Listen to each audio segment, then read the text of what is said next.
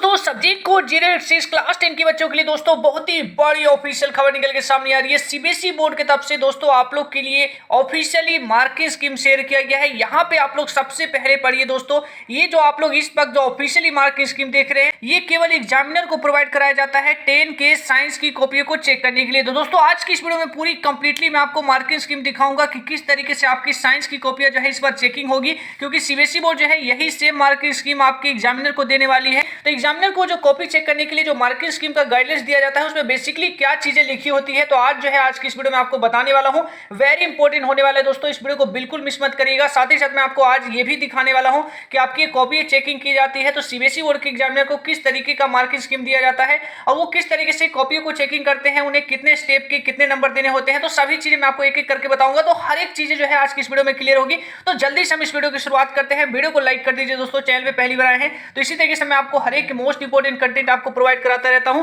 तो आप हमारे चैनल पे पहली बार आए हैं तो चैनल को सब्सक्राइब नहीं किया है तो फटाफट चैनल को सब्सक्राइब कर लीजिए। दोस्तों बात करें तो ये मार्किंग स्कीम आप लोग देख रहे हैं, ये मार्किंग स्कीम आपको कहीं नहीं मिलेगा, ना तो सीबीएसई बोर्ड के ऑफिशियल वेबसाइट पे मिलेगा और ना ही आपकी किसी स्कूल के पास मिलेगा, क्योंकि ये केवल एग्जामिनर को दिया जाता है। लेकिन मैंने आप लोग के लिए इसलिए लेके आया हूं ताकि आपको ये मालूम हो सके कि किस तरीके से उन्हें गाइडलाइंस दिया जाता है। तो ये चीज आपको कहीं नहीं मिलने वाली है, मार्किंग स्कीम आपको कहीं नहीं मिलेगा, केवल आपको ये वाला चीज मिलेगा। ये वाला देखिएगा, ये आपका जो मार्किंग स्कीम है ये वाला आपको मार्किंग स्कीम ऑफिशियल वेबसाइट पे मिल जाएगा, बट ये वाला नहीं मिलेगा। यहाँ पे आप लोग पढ़िएगा, ये केवल इंटरनल यूज के लिए है। तो ये जो है सीबीएसई बोर्ड केवल इंटरनल यूज के लिए रखती है, रेस्ट्रिक्टेड है, काफी जो है लिमिटेड लोगों के पास ही जो है ये चीजें होती है। तो हर एक लोगों के पास ये चीजें अवेलेबल नहीं कराई जाती है। तो ये चीजें देखिएगा, ये रेस्ट्रिक्टेड जो है कंटेंट है जो किसी भी लोगों के पास नहीं होता है। तो ये जो है आपको मैं इस वीडियो में प्रोवाइड कराने वाला हूँ, ऑफिशियली आप लोग इस वक्त देख रहे हैं दोस्तों। तो सबसे पहले देखिए, आपकी जब कॉपी चेकिंग होती है तो एग्जामिनर को सेम इसी तरीके से उन्हें जनरल गाइडेंस दिया जाता है।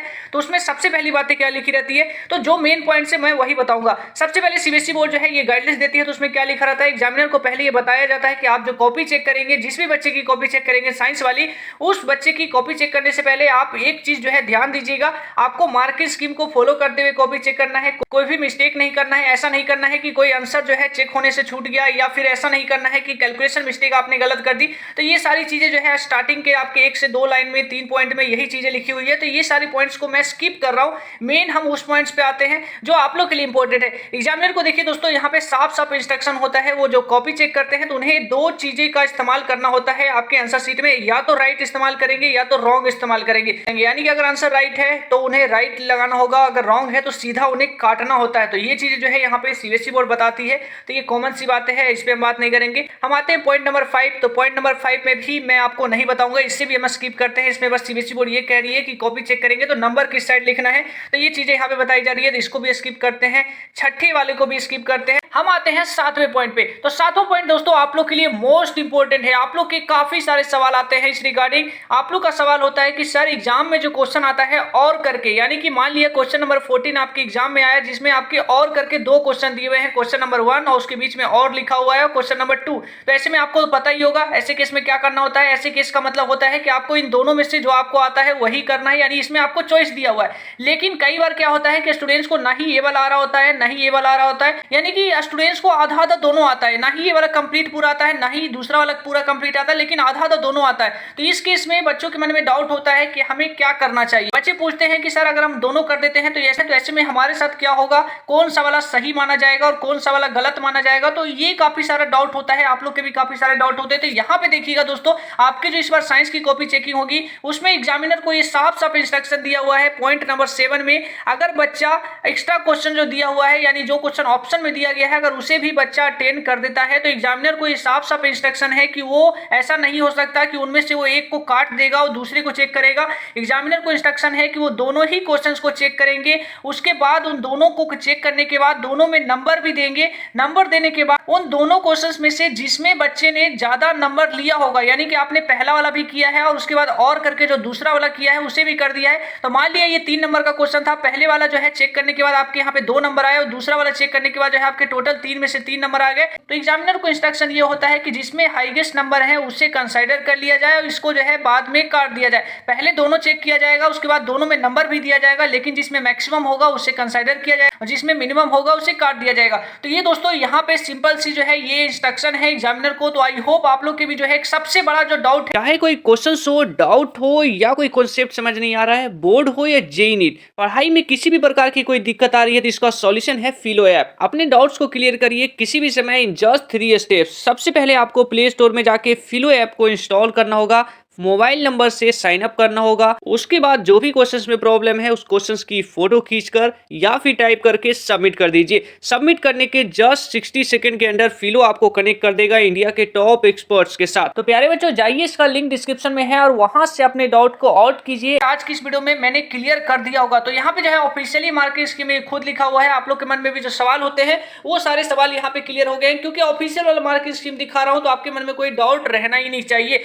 8वें पॉइंट को भी स्किप करते हैं। अब आते हैं 9वें पॉइंट में। तो 9वें पॉइंट में जो है एग्जामिनर को क्या इंस्ट्रक्शन दिया जाता है कि वो जब कॉपी चेक करे तो हेजिटेट ना हो फुल मार्क्स देने से। यानी कि एग्जामिनर की एक बहुत ही बड़ी आदत होती है कि वो बच्चों को पूरा नंबर नहीं देते। जैसे कि आपने भी अक्सर क्लास में एग्जाम जो आपके होते होंगे, टेस्ट होते होंगे, तो आपने अक्सर देखा होगा 20 नंबर का जो टेस्ट होता है उसमें अगर आपके सभी के सभी आंसर करेक्ट भी होते हैं तो एग्जामिनर आपके आधा ना आधा नंबर आपके टीचर्स जो है काट ही लेते हैं। यानी कि आपको 19.5 नंबर देंगे। 30 नंबर का आपका एग्जाम होगा या टेस्ट होगा तो उसमें आपको 29.5 देंगे, यानी आधे आधे नंबर तो काट ही लेंगे। यानी कि टीचर्स की आदत होती है कि वो 20 नंबर का जो टेस्ट है उसमें बच्चे के सारे करेक्ट होने के बावजूद भी जो है उसे 20 ना देकर 19.5 देते हैं। 30 नंबर वाले में 30 ना देकर 29.5 देते हैं। तो ऐसे केस में एग्जामिनर को बताया जाता है कि आप जो है बिल्कुल भी हेजिटेट ना हो उस बच्चे को फुल मार्क्स देने से जो बच्चा एक्चुअली डिजर्व कर रहा है। यानी जिस बच्चे को लगता है आपको कॉपी चेक करने के बाद कि हाँ इसको जो है फुल नंबर मिलने चाहिए, तो उसे आप लोग जो है विदाउट हेजिटेट फुल मार्क्स दे सकते हैं। तो ये सीबीएसई बोर्ड जो है 9वें पॉइंट में कहती है। 10वें पॉइंट में सीबीएसई बोर्ड ने एग्जामिनर को इंस्ट्रक्शन दे रखा है आपके साइंस की पेपर को चेक करने के लिए। दोस्तों इस बार जो आपकी साइंस की कॉपी चेकिंग होगी वो एग्जामिनर जो है डे में 8 घंटा कॉपी चेक करेंगे। यानी कि 8 घंटे की जॉब होती है तो 8 घंटे ही कॉपी चेक करेंगे। जिसमें बात करें तो उन्हें इंस्ट्रक्शन दिया गया है कि 20 आंसर यानी 20 आंसर बुक जो है वो एक दिन में चेक करेंगे। मेन सब्जेक्ट की, साइंस एक मेन सब्जेक्ट है तो इसका जो है वो एक दिन में मैक्सिमम जो है 20 कॉपी ही चेक कर सकते हैं। साथ ही साथ यहाँ पे इंस्ट्रक्शन दिया गया है कि अगर वो मेन सब्जेक्ट नहीं होगा तो वो एक दिन में 25 कॉपी चेक कर सके। तो ये जो है यहाँ पे कॉपी चेकिंग को लेकर इंस्ट्रक्शन दिया गया है। उसके बाद जो है 11 पॉइंट पे बात करें तो 11 पॉइंट पे सीबीएसई बोर्ड ने यहाँ पे बता रखा है दोस्तों, तो ये एग्जामिनर के लिए बता रखा है तो इसे भी मैं स्किप करूंगा, लेकिन फिर भी मैं आपको बताता हूँ, थोड़ा सा बताता हूँ यहाँ पे क्या लिखा हुआ है। तो यहाँ पे बेसिकली वो लिखा हुआ है एग्जामिनर के लिए बातें लिखी हुई है तो इसकी आपकी कोई मतलब नहीं है। एग्जामिनर को लिखा हुआ है कि आप जब कॉपी चेक करेंगे तो टोटलिंग आपको सही करनी है,